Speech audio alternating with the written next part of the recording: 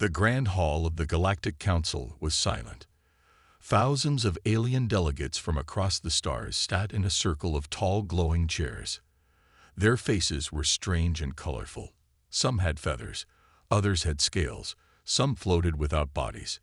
But all of them had one thing in common today.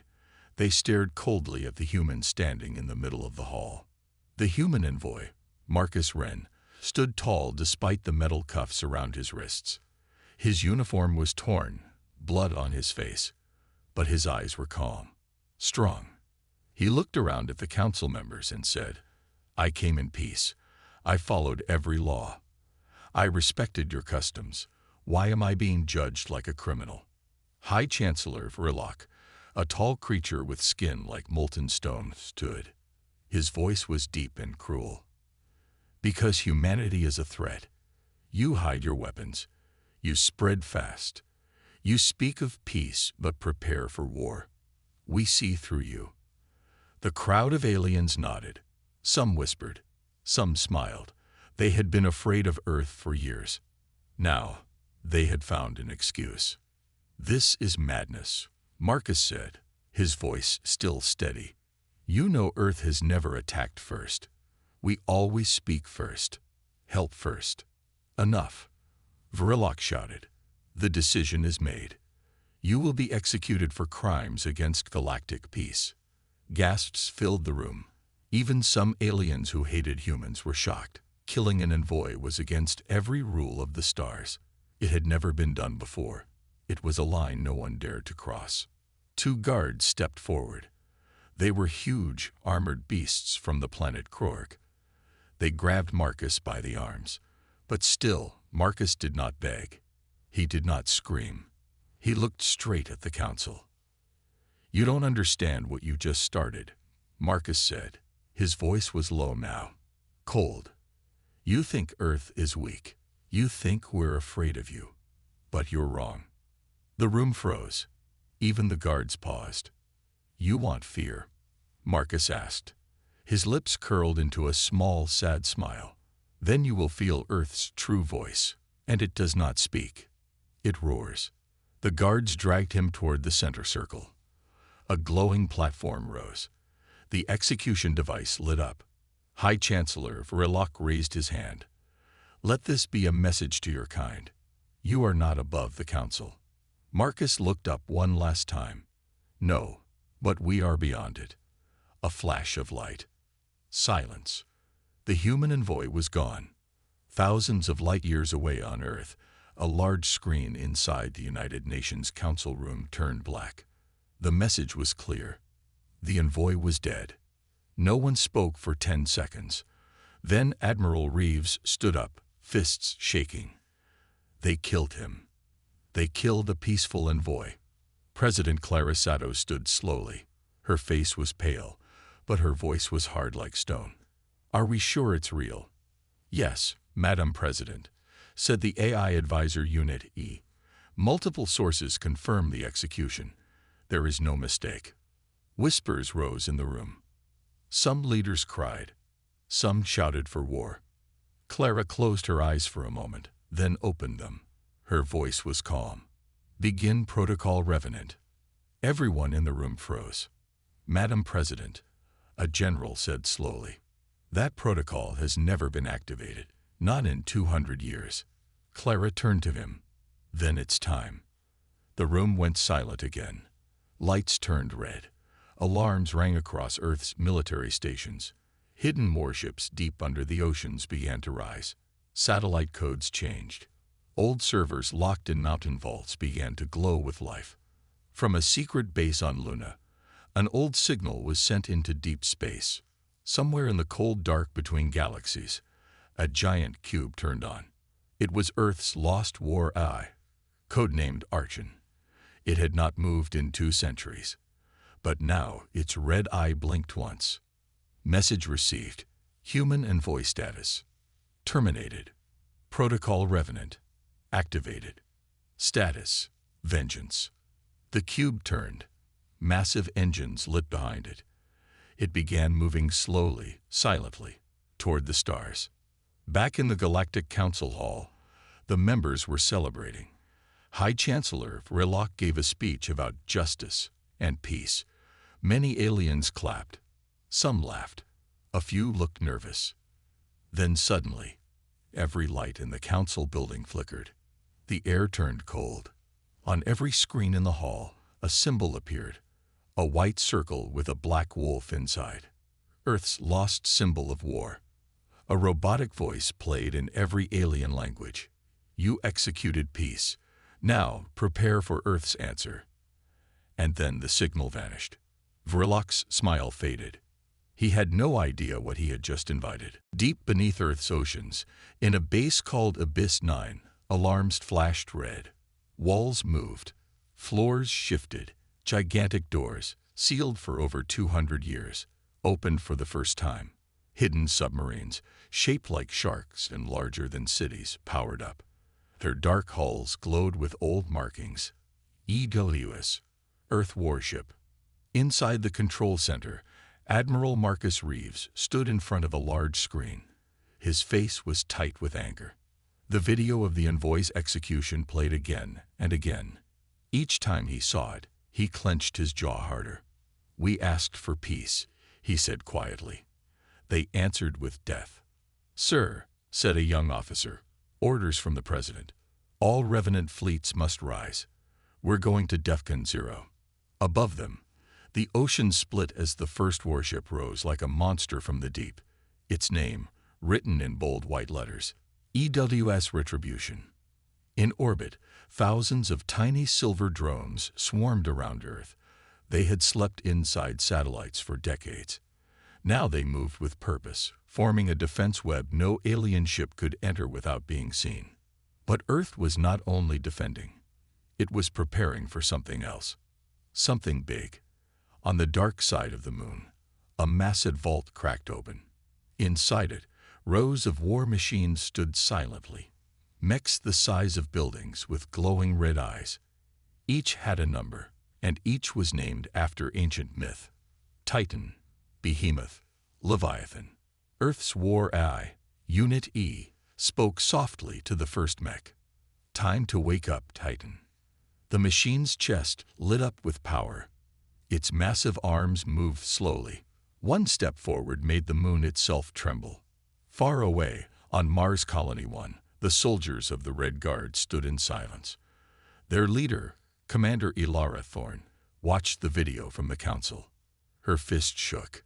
They killed an unarmed Envoy in front of the galaxy.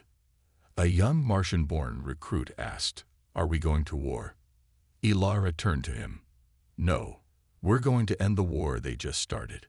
Behind her, an entire hangar of Martian ships lit up. Red steel, black engines, all ready for launch. Back at the Galactic Council's homeworld, Xanthar Prime, High Chancellor Vrilok sat in his private chamber. He felt uneasy. He had received strange reports. Some border systems had gone silent. Space stations missing. Patrol fleets not reporting back. Probably human tricks, he told himself. They don't have the numbers. They don't have the power. But deep down, he knew something wasn't right. A diplomat entered, looking pale. "Chancellor, I must show you this. It was found in the remains of one of our scout ships." He handed over a data chip. The screen lit up. A video played. It showed a single human ship destroying 3 council destroyers in seconds. The human ship was fast, invisible at first. Then, boom, it turned solid and fired plasma cannons that cut through shields like paper. The video ended with a simple message. This was only a whisper. The storm is coming. Vrilok's hands shook. How many of these ships do they have? The diplomat didn't answer. That silence said everything. Meanwhile, across the galaxy, strange things were happening. In Sector 5X, an entire mining station had disappeared, vanished without a trace. Only black ash and melted steel remained. In Zone Key 19, a council outpost received a strange signal. 3 sharp tones. Then silence. 1 hour later, every system shut down. The outpost was found empty. No signs of life. Whispers started to spread in the lower ranks of the Council forces. Did you hear what Earth's Envoy said before he died? They say Earth has ghost fleets. I heard they have a weapon that eats stars. Nobody knew what was real, but fear was growing. Fast. On Earth, in a secret chamber beneath the United Nations building, President Clarasado met with her war council. We gave the galaxy our hand in peace, she said. They chopped it off. One of the generals nodded. Should we strike now? Clara looked at the map, a 3D projection of the galaxy. Many systems were marked in red, Council-controlled worlds. No, she said, not yet. Let them feel us first. Let them fear what they cannot see. She turned to Humanity. Begin Phantom Phase 1. The AI replied calmly. Confirmed. Infiltration ships already en route. Across space, tiny black ships, cloaked and silent, moved toward Council systems. They carried no bombs, only cameras, and they broadcasted everything. The execution, the fleets, the rising of Earth's machines. Billions of alien citizens across the galaxy suddenly saw the truth. The Council had killed peace, and Earth was not weak. Back on Xanthar Prime, Verilok received a final message before the lights in his chamber went out. You feared what we might become. Now you will meet what we already are. A shadow passed across his window. Something massive. He looked up, and his blood turned cold. The stars were gone, not covered, blotted out by something moving. End of Part 2. High Chancellor Verilok stood frozen, staring out the tall glass window of the Council chamber. The stars, once bright and peaceful, were gone, not because of a natural eclipse. No, this was something else. Something massive. A dark shape moved slowly across the sky of Xanthar Prime.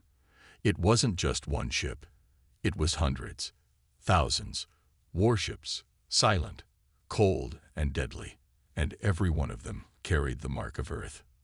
Activate the planetary shields. Verilok shouted, but it was too late. The power systems flickered, and then everything went dark.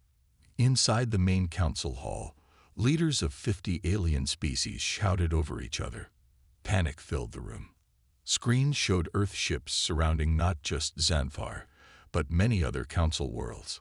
They said humans were primitive, screamed a Relic's ambassador. They were, a century ago, shouted a red-scaled creature from the Arvax Empire. But they've been hiding. An old, wise Dronari elder slammed his staff on the floor. They didn't evolve quickly. They prepared quietly. Across council space, chaos broke out. In the capital city of the Vorn Dominion, traffic stopped. Giant screens across the skyline suddenly played the footage of Earth's Envoy being executed. Then the message came. You killed peace. Earth now brings balance. On planet after planet, rebellion began. Many species had been forced into the Council's rule. Now, seeing Earth rise, they saw a chance to break free. In a deep underground bunker on Xanthar Prime, Verilok met with his war generals. How many Earth ships are there? He asked. A general hesitated. We don't know. Some don't show up on scans. Others, when destroyed, reappear hours later. It's like they're ghosts. Another general added. They've taken out 5 outposts, all silently. No distress calls, no survivors. Verilok slammed his fist on the table. We executed 1 human. 1. Why are they doing this? Silence followed. Then the youngest general spoke, quietly, because he wasn't just 1 human. He was their voice. He came in peace, and we made him a warning. Far above, in orbit, Earth's ships did not attack. Not yet. They waited. Each one sat in perfect silence, black hulls reflecting no light, their positions forming a giant sphere around the planet. The people below felt trapped. The message was clear. We're here, and we're watching. Back on Earth, President Clarasado received reports from Humanity. 17 council worlds are under full surveillance, the AI said. 6 rebellions have started. 4 more are rising. Clara nodded. Keep watching. Still no strikes unless fired upon. Let them feel the pressure. Her general frowned. Why not finish them now? She looked at him. Because fear is louder than fire. Let them break themselves. On a council world named Volcara, the local governor begged for help. Earth ships have appeared in the sky. He cried into the holo. Our military base is gone. No battles, just gone. But no one answered. The council's channels were overwhelmed. Messages poured in from every part of the galaxy. They're inside our systems. We can't see them. Shadows in the sky. One ship destroyed my entire fleet in seconds. Panic spread like wildfire. On the civilian side, fear turned to anger. Alien citizens saw the execution video over and over, broadcasted by Earth's cloaked satellites. They killed him while he was unarmed. And now Earth is showing us the truth. Soon, large protests started. On some planets, council flags were burned. On others, statues of leaders were torn down. Earth didn't fire a single shot, but the galaxy was already shaking. On the council's outer defense moon, Admiral Kelfar prepared his fleet to launch an attack on Earth's forces. "We will not be humiliated," he shouted. His ships, over 200 strong, launched from the moon's surface. But when they reached orbit, there was nothing. No targets, no signs of Earth's ships, just space. Suddenly, the radar blinked red. Ships were behind them. But they didn't come through hyperspace. They just appeared. "Fire all weapons," he screamed. But nothing fired. Earth's virus had already taken over their systems. And then the voice came through every speaker, every helmet, every control panel. "You are not ready." The ships vanished in a flash of light. Not exploded, not destroyed. Gone. Kelfar's command center went dark. Back in the council chamber, Verilok finally gave a quiet order. "Send a message to Earth. Say we regret what happened." The diplomat stared at him. "You want to apologize?" "No," Verilok said slowly. "I want to survive." The message was sent. Back on Earth, Clara Sado received it. She stared at the words. "We express sorrow for the incident and wish to open talks." She didn't smile. She didn't respond. Instead, she turned to Unity. "Ready the next phase." The AI answered. "Confirmed. Phase 2. Reckoning." The stars looked calm, but the galaxy was not. For a full day, Earth's warships stayed silent. They didn't fire. They didn't speak. They just hovered in the sky above dozens of council planets, like ghosts waiting in the dark. People across the galaxy held their breath. On Xanthar Prime, High Chancellor Verilok sat in the council chamber with tired eyes. He hadn't slept. No one had. Fear had swallowed every corner of the building. He had sent an apology, a careful, soft message. But Earth hadn't replied. In the middle of the night, without warning, Earth's warships moved. Not toward cities. Not toward bases. They flew toward the Council's data towers, the giant communication hubs that connected every part of the galaxy. And they shut them all down. No explosions, no fire. Just silence. The Council's communication web, built over 1,000 years, was now gone in minutes. And then, Earth sent a new message, but not a voice. It was a video. The execution of the human Envoy played again. Then came a new image. The human's name, rank, and family. Envoy Noah Grant, peacekeeper, father of 2, killed in cold blood by the Council. The message ended with Earth's words. Justice delayed is not justice denied. On dozens of Council worlds, riots broke out. In the shadows of Earth's ships, the weak began to rise.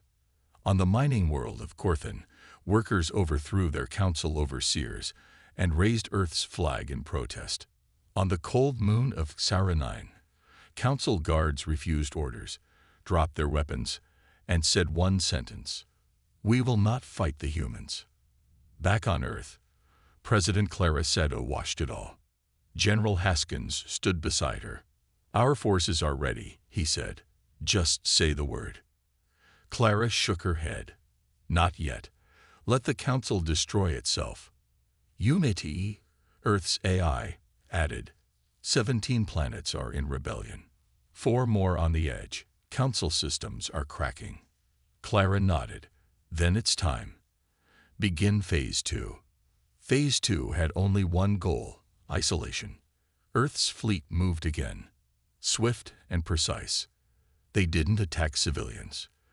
They didn't touch cities. Instead, they disabled the Council's power stations, its deep space relays, its fuel depots. One by one, the Council's greatest weapons, its control, its communication, its power, were taken apart.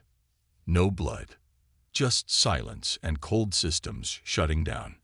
On the Council world of Revlon, Admiral Xarn tried to launch a counterattack. He gathered 30 warships and charged toward Earth's blockade. But before he could even leave orbit, Earth's ships moved. 5 black vessels appeared right above his fleet. Xarn's ships turned to fight, but their weapons locked. Earth's virus had already infected their systems. His screen blinked once. Then came a final message: "Return to port or be erased." Xarn hesitated. He had fought in 10 wars. He wasn't afraid to die. But when he looked out the window and saw Earth's ships, calm, silent, like giant wolves watching their prey, he made a choice he never thought he would. He powered down his ship and surrendered. Back in the Council chamber, the mood changed from panic to despair. "We are losing control of our own fleets," said a Council member from the Volari sector. "Earth is everywhere." "We killed 1 man," whispered another. "Why are they doing this?" "They didn't just lose a man," someone else answered. "They lost their hope, and we made them our enemy." Meanwhile, in deep space, something even more terrifying appeared. Not a ship, not a fleet, but a station. A massive, dark, rotating fortress the size of a small moon. It came from nowhere. No records. No Council sensor detected it. Earth called it the Hammer. The station sent a signal to every Council world. "This is Earth's final warning. Surrender those responsible for Envoy Grant's death, or face judgment." In secret rooms, Council leaders debated. "Give them the names," one demanded. "No," said Virilok. "They want us divided." "They already divided us," came the reply. At last, a decision was made. Earth would be ignored no longer. Clara Seto received the message. The Council would hand over those who voted for the Envoy's execution. A list of names. A request for peace. But Clara didn't smile. "They still don't understand," she said. She turned to Yume-Te. "Prepare the hammer." "Confirmed," said the AI. On Xanthar Prime, people looked to the sky. Earth's ships were gone. For a moment, they thought it was over. Then the air grew heavy, and the sky darkened. The hammer arrived. It wasn't just a weapon. It was a message that Earth didn't forget and didn't forgive. The sky over Xanthar Prime turned black. The hammer had arrived. It didn't fire. It didn't move. It simply hovered above the Council capital like a giant shadow, watching, waiting, listening. Every citizen felt its presence. Shops closed. Streets emptied. The air felt thick. Even the birds stopped flying. In the Council tower, High Chancellor Virilok looked up through the glass ceiling and whispered, "It's not just a ship. It's a warning." And Earth was done being polite. Inside the hammer, Earth's command center stayed silent. President Clara Seto stood on a wide platform with General Haskins beside her. Both stared at the glowing screens ahead. Unity spoke in its calm voice. "Xanthar Prime defensive systems are offline.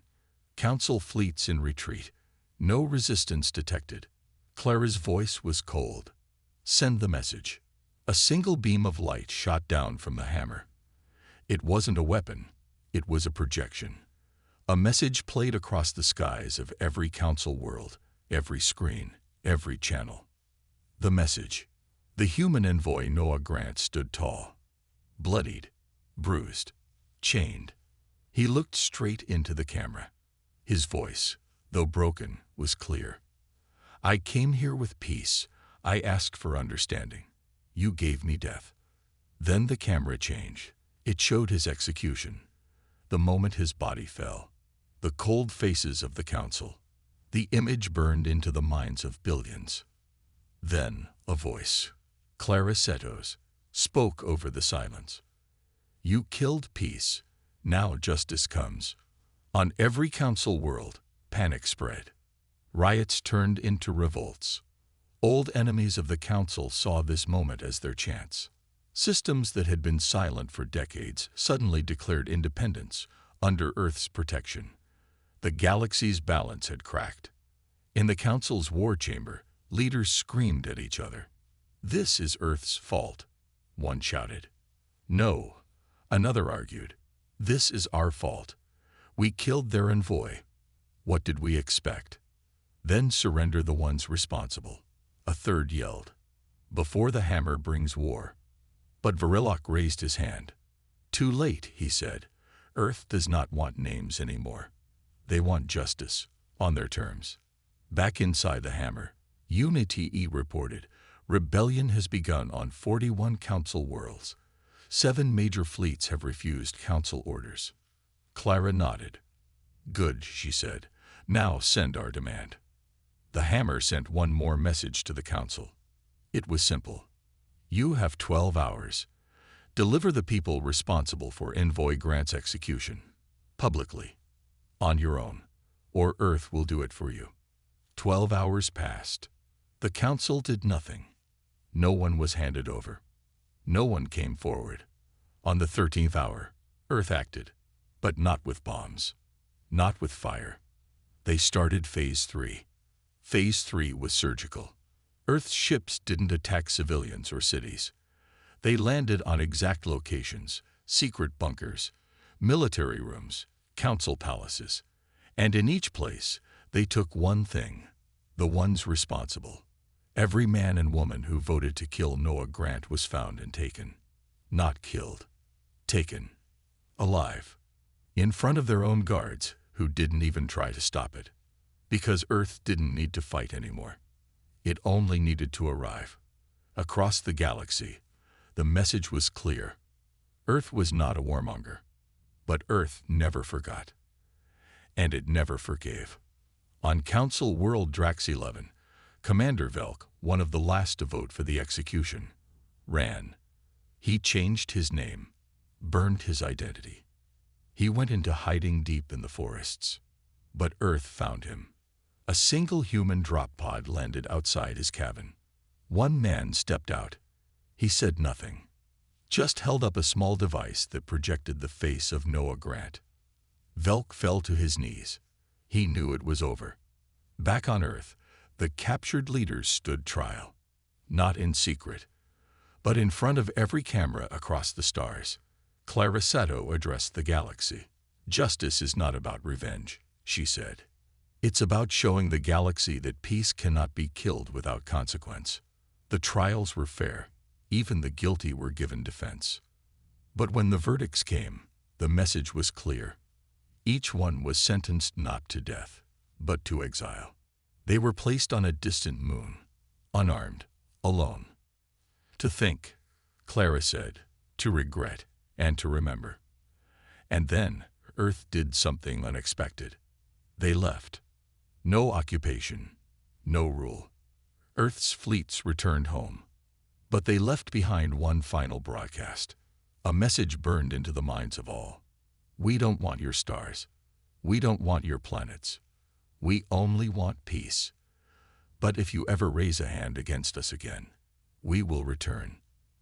And the stars will tremble. After that, the galaxy changed. No one laughed at humans again. No one called Earth weak.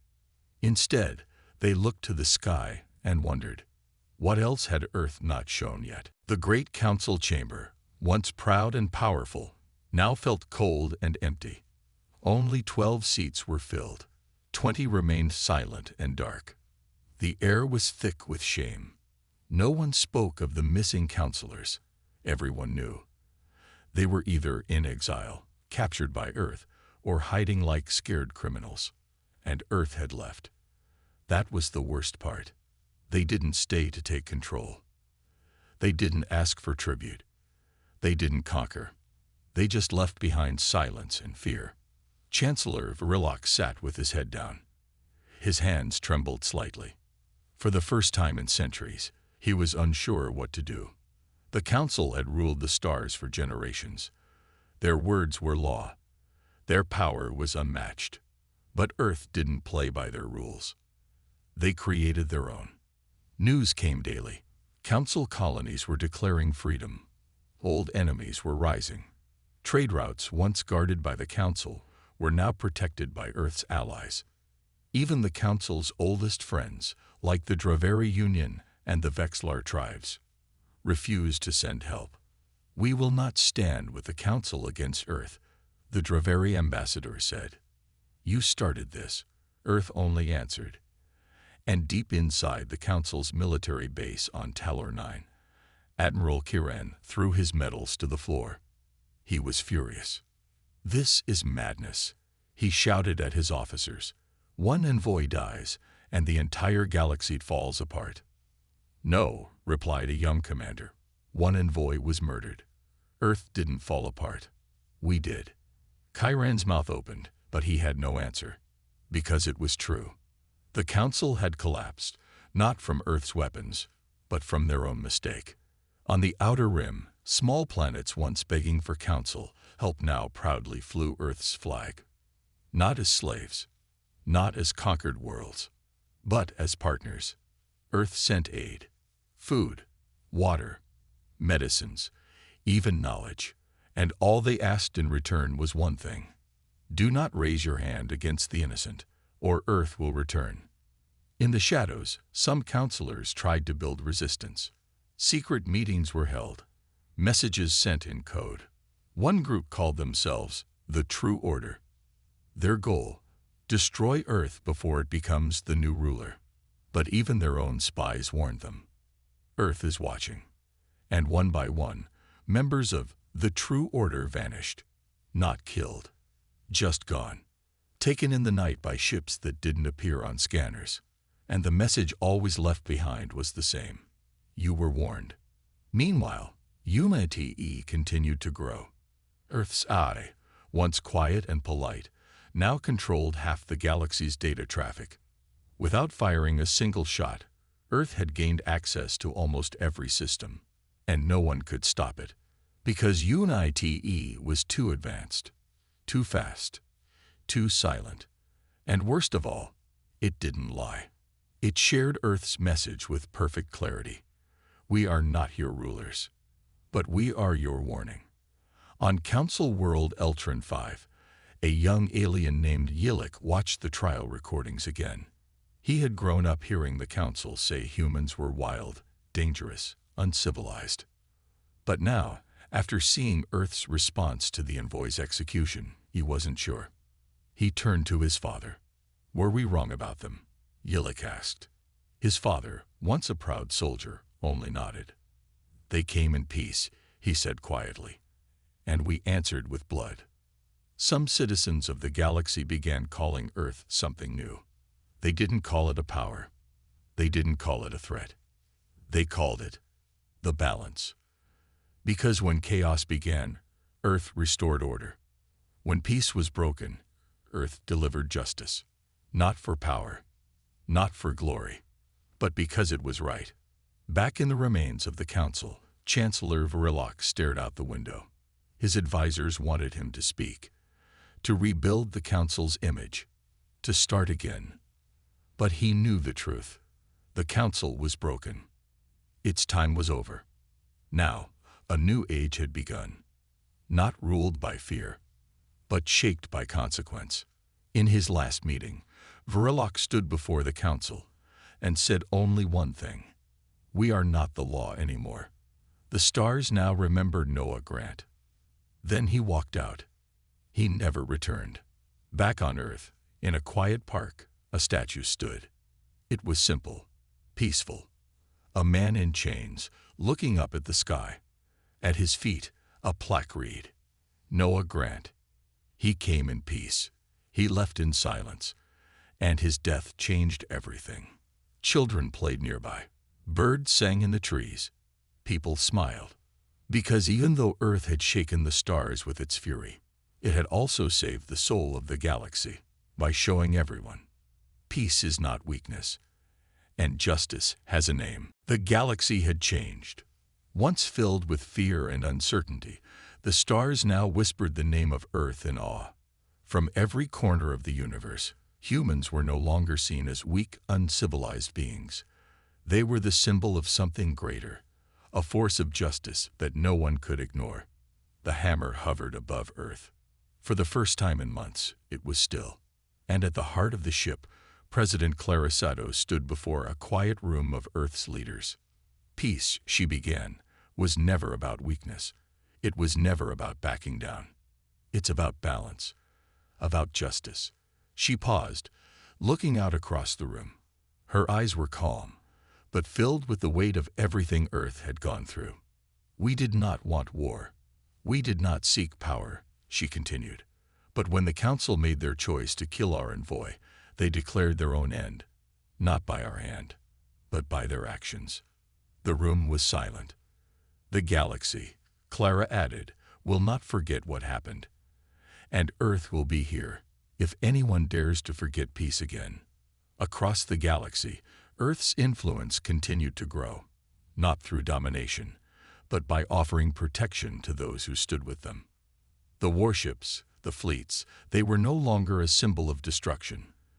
They were guardians, keeping the peace and watching over the galaxy's innocent. New alliances were formed. Old enemies came together. Even those who had once feared Earth now sought its counsel. On the planet Eltron 5, Yilik, the young alien who once questioned Earth's actions, stood with his father before a massive monument. The monument displayed a figure, a man with chains broken, standing tall in the light. "This is Noah Grant," his father explained, his voice filled with respect. "The one who brought peace, the one who made sure we remember our humanity." Yilik nodded. "Do you think Earth will always be there, Father?" His father looked at the statue. "Yes, but we must always remember, peace can only last if we defend it." Yilik smiled softly. He understood now. It wasn't about fear of Earth. It was about respect. Meanwhile, on a quiet moon, Admiral Kiran stood watching the stars. He had been stripped of his titles, sent into exile by Earth's justice. But he was not angry. Not anymore. He had seen Earth's strength. He had felt the weight of their judgment. He knew the galaxy would never forget them. The legend of Noah Grant spread across every star system. He became more than just a martyr. He became a symbol of everything Earth stood for: strength, courage, and unwavering justice. Some called him the Peacekeeper. Others, the Unseen Hand.